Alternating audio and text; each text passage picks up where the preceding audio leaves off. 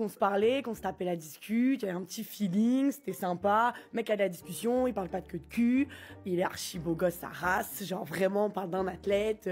Moi j'aime bien stokos, bien coiffé, grands yeux bleus, tout ce que je kiffe, pas de problème. Il y a de la chat, il y a la discussion, je dis let's go, ça dit on va boire un verre. Mon tip c'est toujours d'aller boire un verre avant, justement pour essayer d'éviter les plus grands malades de Paname.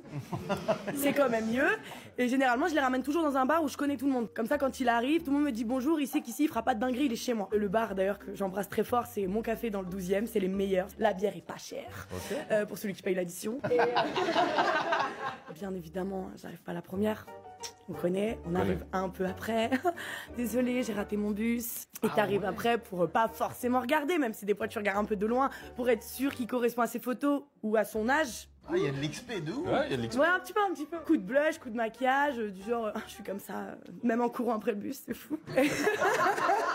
Et après, du coup, je le vois, et bon, trop bien, je m'installe avec lui. Super bon délire, le mec, vraiment, ça se passe trop bien, on s'entend tout de suite, y a pas de blanc, on a encore des choses à se dire alors qu'on s'est déjà dit un tas de trucs sur les réseaux, donc bon gars, je le sens bien. Et il me prévient, vu que c'est un athlète, il a plus trop l'habitude de boire. Il dit, ouais, moi, l'alcool, ça fait longtemps, mais vas-y, ça me fait plaisir, je te suis. Moi, je tiens bien. Tu vois, je lui dis, ok, t'es sûr, parce que moi, je bois beaucoup, t'es pas obligé de me suivre. Hein.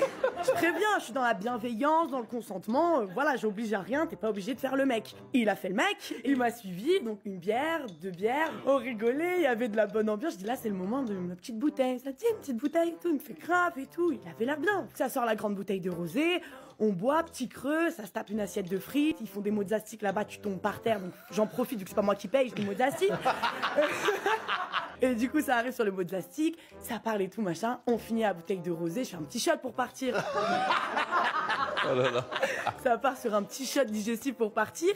Et on parle de la table, et il me fait, bon, ça dit, ça tombe bien, j'habite pas loin, j'habite à côté. Je fais, mais grave. Moi, dans ma tête, je n'attendais que ça. Il me fait, bah vas-y, on prend un dernier verre chez moi. Le truc, c'est que, tu vois, sur le chemin, il tangue un peu. Et je fais, t'es sûr, ça va? Si tu veux, on annule, on se voit une autre fois. Il me fait, pas du tout. Clairement, il fait le gars, il fait le mec à fond. Mais c'était l'ADA du date, hein, j'étais là pour ça.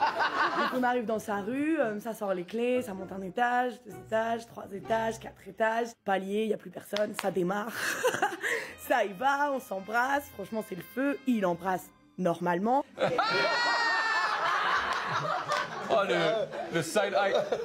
Ça va, il embrasse super bien, donc je me dis franchement il y a tout. Même si quand tu t'embrasses, il tangue un peu. Reste là, s'il te plaît, pour au moins 20 minutes. On arrive dans sa chambre, la Ferrari démarre, c'est lancé, la Champions League est là, il y a pas de souci. Et là, il fait une frise, genre, il s'arrête, tu vois, il se stoppe. Il a un renvoi qui monte. Il met sa main direct sur sa bouche, réflexe, bam bam, comme ça. Il sort du lit, mais en express, il prend